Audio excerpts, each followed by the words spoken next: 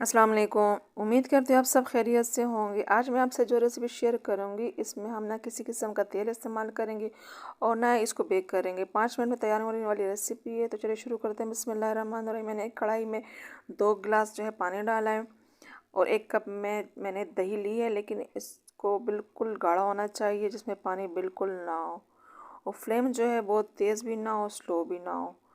इसको हमने चूल्हे पे रख दिए। इसको अच्छी तरह हम चम्मच से वो करेंगे। इसकी जो गुठलियाँ होती है दही की, इसको हमने वो करना है ख़त्म। लेकिन बिल्कुल ख़त्म ये नहीं होगी, क्योंकि ये दूध नहीं है, दही है, तो इसमें बाकी इसमें लम्स होते ही हैं जो कि जाते नहीं है, लेकिन वो भी बहुत मज़े के टेस्टी होते हैं। हमने 5 से 6 मिनट के लिए इसको अच्छी तरह वो कर दिया। अब इसको चेक करते हैं कि इसकी जो गुठलियाँ हैं वो ख़त्म हो गई या नहीं। तो इसको हम चम्मच से पहले चेक करते हैं। ये देख लें कि ये इस तरह ही होंगी, ये ख़त्म बिल्कुल नहीं होगी, लेकिन इसी का टेस्ट आएगा। हमारे जो सैंडविच हम बना रहे हैं इसी में आएगा। तो इसको थोड़ा सा ठंडा करते हैं 2-3 मिनट के लिए। और इसमें जो है आटा मैंने डालना है, लेकिन आटा भी जितना आप सैंडविच बनाना चाहे इस हिसाब से ले सकते हैं। लेकिन मैंने 2 गिलास आटा लिया है। ये आम नॉर्मल जो गेहूँ का आटा होता है, मैंने वो लिया है। तो न मैदा वगैरह नहीं लेना, क्योंकि फिर सख्त होगा, क्योंकि हम इसमें ना ईस्ट डाल रहे हैं, ना बेकिंग पाउडर डाल रहे हैं, ना सोडा डाल रहे हैं। तो हमने इसको गेहूँ के आटे से, जो चक्की का होता है, उसी से वो करना है। थोड़ा ये गर्म है, जैसे इसको ठंडा करते हैं फिर हाथ से वो करते हैं। और 1 चम्मच मैंने नमक डाला है इसमें, बस, और कुछ भी नहीं डालना है इसमें। तो जैसे ये थोड़ा सा ठंडा होता है, हम इसको अच्छी तरह फिर आटे की तरह वो हाथ से वो करेंगे। अब ये इतना हो गया है कि हम इसको हाथ लगा सकते हैं। तो हमने जिस बर्तन में हम आटा वगैरह वो करते हैं, इसी में हम डाल के इसको अच्छी तरह वो कर देते हैं। तो मैं इसी में आती हूँ आटा की गूँधने की, तो मैंने इसी में डाल दिया। आप किसी और बर्तन में भी डाल सकते हैं। मकसद ये है कि हमने इसको ज़रा गूँधना है, ताकि ये जो है हमारे जो सैंडविच है इसको हमने बिल्कुल सॉफ्ट वो करना है। तो जितना भी हम गूँधते हैं आटे को, या हम पराठा बनाए, रोटी बनाए, जो भी बनाए, बस ये है कि आटा अच्छी तरह गूँधना चाहिए। तो ये देख लें, मैं वही कह रही कि इसकी गुठलियाँ जो ऐसे लग रहे हैं जैसे हमने इसमें सफ़ेद तिल डाले हैं। तो बहुत मज़े के होते हैं ये सैंडविच। और रूटीन में हम जो है ब्रेड से वो करते हैं, बन से सैंडविच वगैरह खा लेते हैं, लेकिन ये बहुत यूनिक है। आप एक दफ़ा लाजमी ज़रूर इसको ट्राई कीजिएगा। अब इसको थोड़ा सा बेल लेते हैं, क्योंकि सख्त है। तो शेप जैसे भी हो, हमने इसको थोड़ा सा रोल करना है, ताकि इसके हम पेड़े बना सके छोटे छोटे। तो मैं नापती हूँ कि इससे कितने आ रहे, क्योंकि मुझे 12 चाहिए इसके पेड़े। तो मैंने नाप लिए। तो बिल्कुल जो है 2 गिलास आटे से मेरे 12 जो है पेड़े निकल रहे हैं, छोटे छोटे, जिस तरह ये रसगुल्ले होते हैं, बड़ा नींबू होता है जो जैसे रोटी में हम वो करते हैं, इतने हमने इसको बनाना है।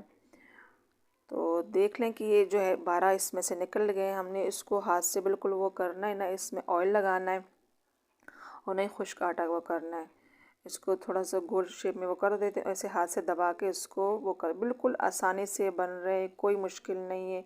ये देख लें, आपके सामने ही सारा मैं बना रही हूँ। तो बहुत मज़े के ये बनते हैं, टेस्टी। आपने ज़रूर ट्राई करना है इसको। और ये है कि बच्चों के लंच बॉक्स के लिए बहुत ये जो है उनकी पसंदीदा होते हैं। और अगर ब्रेकफास्ट में कुछ ना खाना चाहे तो आप इसको ये बना के दे सकते हैं। तो बच्चे बड़े सभी शौक से खाते हैं ये।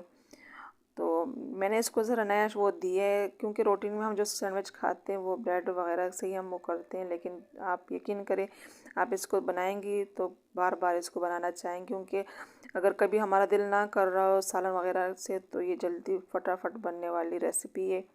तो बहुत मज़े की बनती है। तो इतने ही शेप हमने वो करना है और एक दूसरे के ऊपर रख देना, ताकि हमें सेप एक ही सारे शेप वो कर देने। तो सारे हमारे माशाल्लाह तैयार हो चुके हैं। बिल्कुल ना हमने ऑयल लगाया, ना वो किए आटा लगाया है, बहुत आसानी से बन चुके हैं। तो अभी आप देख लेंगे आपके सामने, बिल्कुल इस पर ना ऑयल लगा है, कुछ भी नहीं ग्रीस किया हमने इसको। हम इसको तवे पे ही बेक कर रहे हैं, जैसे हम अवन में करते हैं। बिल्कुल आसानी से हो रहे हैं। हम इसकी साइड चेंज करते हैं, वो भी आराम से अलग हो रहा है तवे से। तो आप इसको हम थोड़ा थोड़ा दबा के वो करेंगे, ताकि अंदर से तक भी ये अच्छी तरह पक जाए, ताकि जो है ये बिल्कुल सॉफ्ट नरम। बस ये आप यहाँ पे मैं कहती जाऊँ कि आपने जब इसको खाना हो तब इसको बना के दे सर्व कर सकते, क्योंकि ये थोड़ी देर हो जाती है, क्योंकि हमने इसमें कुछ और चीज़ डाली नहीं है, तो ये ज़रा सख्त हो जाते हैं, तो फिर इतने मज़े के नहीं लगते। तो जब आपने खाना उसी टाइम गरम गरम आप इसको सेंक के बना सकते हैं। तो मैंने इसको थोड़ा सा देसी स्टाइल दिया है इसमें। आप जो है इंशाल्लाह पसंद करेंगे इसको, नेक्स्ट टाइम दोबारा भी इसको बनाना चाहेंगे, क्योंकि बहुत आसान है, इजी है और जो है जल्द बनने वाली रेसिपी है। और बच्चे स्कूल लंच बॉक्स ले जाते हुए भी तंग करते हैं, तो इंशाल्लाह आप इसको बना के देंगी तो बहुत खुशी से बच्चे खा भी लेते हैं। और मैं यकीन से कहती हूँ कि जो एक बंदा 2 रोटियाँ खाता है, ये एक ही सैंडविच से उसका पेट भर जाएगा। ये मैं पूरे यकीन से कह रही हूँ, ये इतनी हेल्दी है। वही स्टेप दोहराएंगे, सारे अच्छी तरह सेंक लेंगे इसको, अच्छी तरह गरम गरम इसको वो करेंगे। तो हमारे सारे माशाल्लाह तैयार हो चुके हैं 12 के 12। थोड़ा सा इसको वो करते हैं, इसके ऊपर कपड़ा रखते हैं जब तक हम जो है अपना वो सलाद वगैरह तैयार करते हैं। इसके ऊपर थोड़ा कपड़ा रख देते हैं ताकि ये जो है सख्त ना हो, ड्राई ना हो। ये रख दिया। अब मैंने सलाद सारे तैयार कर लिए। अब इसको मैंने थोड़ा सा देसी स्टाइल दिया, मैंने चटनी इस पर डाली, स्पाइसी मुझे चाहिए।